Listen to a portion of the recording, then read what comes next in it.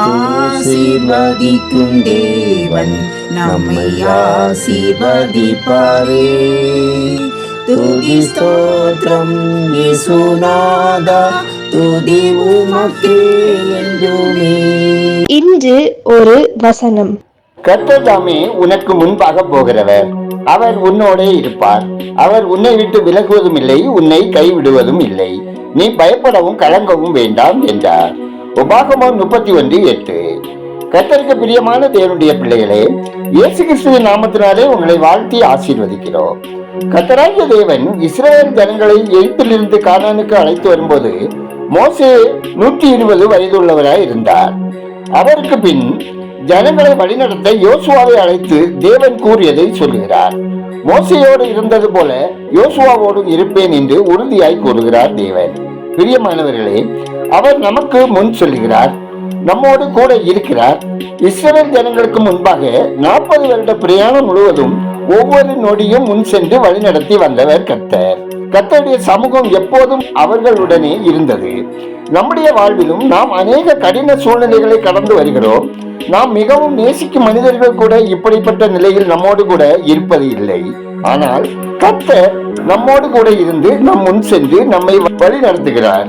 இஸ்ரவேலருக்கு உண்டான எல்லா நெருக்கங்களிலும் கர்த்தர் அவர்களை விட்டு விலகவும் இல்லை, அவர்களை கைவிடவும் இல்லை. நமது வாழ்விலும் யார் நம்மை கைவிட்டாலும் தேவாதி தேவன் எந்த சூழ்நிலையிலும் நம்மை கைவிடவோ விட்டு விலகவோ மாட்டார் என்பதை நாம் நிச்சயமாய் அறிந்திருக்க வேண்டும். நமக்கு விரோதமாய் கிரியை செய்யும் காரியங்கள், மனிதர்கள் மற்றும் சூழ்நிலைகளில் சிக்கி பயத்தோடு நாம் இருக்கலாம். அவர் நமது பயத்தையும் கலக்கத்தையும் நீக்கும் கர்த்தர். நம் தேவன் நம் கூடவே இருந்து அவை எல்லாவற்றுக்கும் நீக்கி நம்மை ரட்சிப்பார். நம்மை விட்டு விலகாத தேவன் நம்மோடு இருக்கிறார் என்பதை மறவாமல் அவரையே நம்பி சார்ந்திருப்போம். ஜெபம் செய்வோம். எங்களை அதிகமாய் நேசிக்கும் அன்பின் பரலோக பிதாவே, ஆசீர்வாதமான இந்த நாளுக்காய், இந்த நாளின் வசனத்திற்காய் நன்றி சொல்கிறோம். அன்பின் ஆண்டவரே, உமது வார்த்தையின்படியே எல்லா சூழலிலும் நீர் எங்களோடு இருந்து எங்கள் முன் சென்று எங்களை கைவிடாமலும் எங்களை விட்டு விலகாமலும் இருந்து எல்லா பயத்துக்கும் கலக்கத்துக்கும் நீங்களாக்கி காத்தருளை ஜெபிக்கிறோம். இம்மட்டும் எங்களை பாதுகாத்து உம்முடைய ஆசீர்வாதங்களை எங்களுக்கு தந்தீங்க. அதற்காக உம்மை துதிக்கிறோம், ஸ்தோத்திரிக்கிறோம்.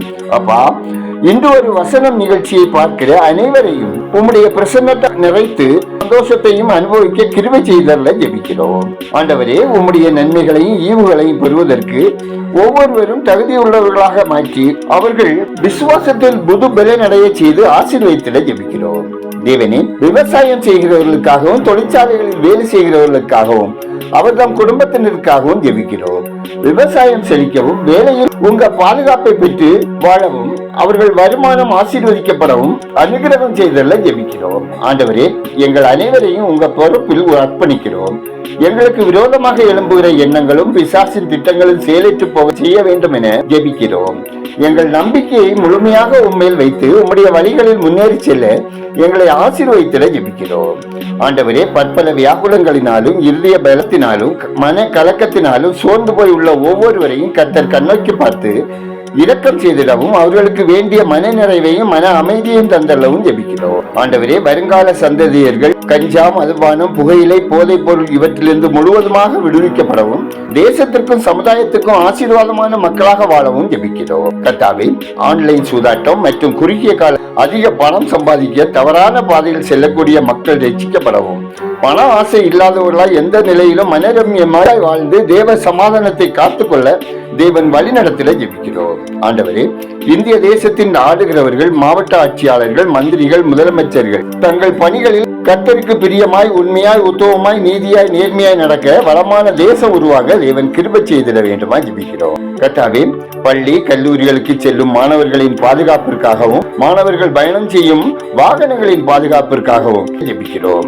ஆண்டவரே, வாழ்வின் பலவிதமான துன்பங்கள், கஷ்டங்கள், போராட்டங்கள், தனிமை, ஆதரவற்ற சூழ்நிலை, வியாதியின் வேதனை, மேலும் வெளியே சொல்ல முடியாத பாடுகள் வழியாக சென்று கொண்டிருக்கும் ஒவ்வொருவரின் துயர் துடைக்கப்படவும் கர்த்தரின் ஆதரிக்கும் கரம் அவர்களை வழிநடத்தவும் வேண்டுதல் செய்கிறோம்.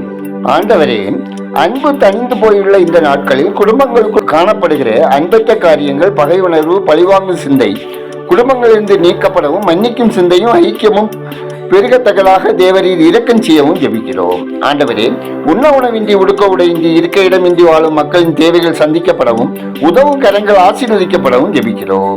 ஆத்ம ஆதாய பணியில் ஈடுபட்டிருக்கிற ஊழியர்கள், மிஷினரிகள், ஸ்தாபன பொறுப்பாளர்கள், முன்னேற்ற பணியாளர்கள், கௌரவ உதவியாளர்கள் ஒவ்வொருவரையும் கர்த்தர் ஆசீர்வதித்து நல்ல சுகத்தையும் சத்துவத்தையும் அருளி செய்து தேவைகளை சந்தித்து வழிநடத்தில ஜெபிக்கிறோம். எங்கள் ஜெபத்தை கேட்பவரே, அதற்கேற்ற பதில் தருகிறவரே, உமக்கு நன்றி சொல்லுகிறோம். துதிகரமையுமே உமக்கே செலுத்துகிறோம். இயேசுவின் நாமத்தில் ஜெபிக்கிறோம் எங்கள் ஜெபங்களை நல்ல பிதாவே. ஆமேன்.